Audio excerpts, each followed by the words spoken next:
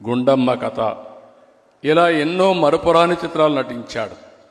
దేవుళ్ళు చూడలేదు కానీ శ్రీరాముడు ఎట్టుంటాడో, శ్రీకృష్ణుడు ఎట్టుంటాడో, కర్ణుడు ఎట్టుంటాడో చూడాలంటే అది ఎన్టీఆర్ రూపంలోనే మనం చూస్తున్నామని చెప్పి కూడా నేను మీకు తెలియజేస్తున్నా. ఒక సినిమాల్లోనే కాదు, ఒక రాజకీయాల్లో ఒక ఆదర్శ నేత.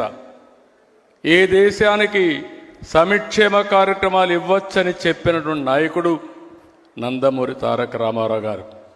ఆ రోజుట్లో 2 రూపాయల కేజీ బియ్యం, సగం ధరకే చీర దోవతి, 50 రూపాయలకే హెచ్పి కరెంట్ ఇవ్వడం, ఇలాంటి పేదవాళ్ళందరికీ పక్కా ఇళ్ళు కట్టడం 1-2 కార్యక్రమాలు కాదు, అనేక కార్యక్రమాలు చేశాడు. అందుకే మనం అందరం గుర్తుపెట్టుకోవాలి, ఎన్టీఆర్ అంటే రాజకీయాల్లో ఒక సంచలనం, ఎన్టీఆర్ అంటే ఒక ఉత్తేజం, ఉత్సాహం, ఎన్టీఆర్ అంటే ఆవేశం, ఆత్మాభిమానం, ఎన్టీఆర్ అంటే రామరాజ్యం.